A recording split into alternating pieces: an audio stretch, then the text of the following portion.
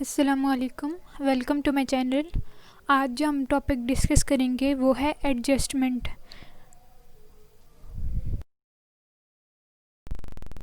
Adjustment का मतलब होता है कि कोई भी जब हम किसी अकाउंट में कोई थोड़ी बहुत जब चेंजेस करते हैं तो उसे एडजस्टमेंट कहा जाता है।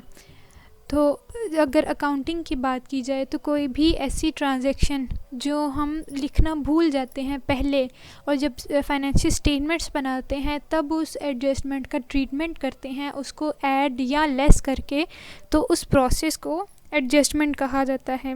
इन सिंपल एडजस्टमेंट का मतलब ही ये होता है कि जब भी अकाउंट में हम किसी भी अकाउंट में कुछ ऐड या लेस करके उन अकाउंट को जब बैलेंस करते हैं ताकि हम असल प्रॉफिट या लॉस निकाल सकें, तो इस प्रोसेस को एडजस्टमेंट कहते हैं। और एडजस्टमेंट की ज़रूरत ही तब होती है जब कहीं ना कहीं अकाउंट्स में कोई गलती हो जाती है, कोई ट्रांजैक्शन हमसे मिस हो जाती है, तो फिर उसको एडजस्ट किया जाता है।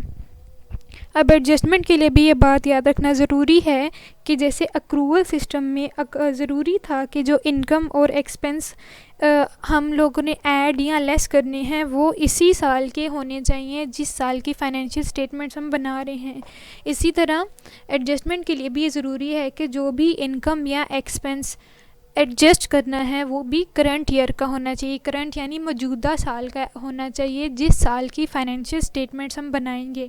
जो भी ट्रांजैक्शन पिछले साल की होगी या जो आने वाले साल की होगी उसको मौजूदा साल में एडजस्ट नहीं करेंगे।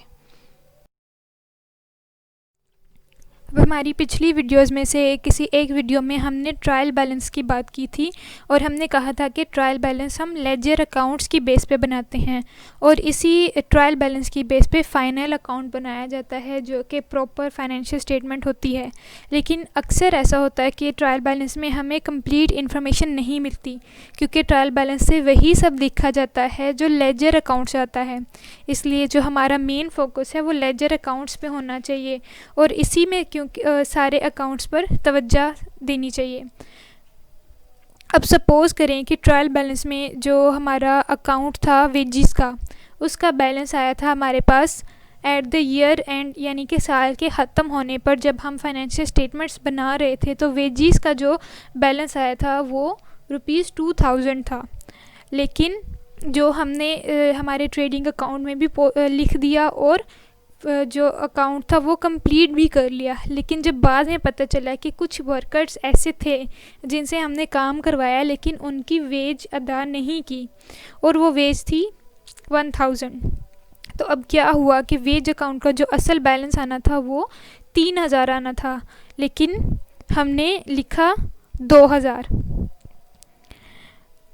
तो इससे क्या हुआ कि जो 1000 का एक्सपेंस जब हमने कम लिखा तो 1000 से प्रॉफिट ज़्यादा आ गया जो कि असल प्रॉफिट नहीं था। तो अब हम इस गलती को दुरुस्त करने के लिए अपने अकाउंट्स में एडजस्टमेंट करेंगे और एडजस्टमेंट हमेशा एंट्री पास करने से होती है और उस एंट्री को हम एडजस्टिंग एंट्री कहते हैं।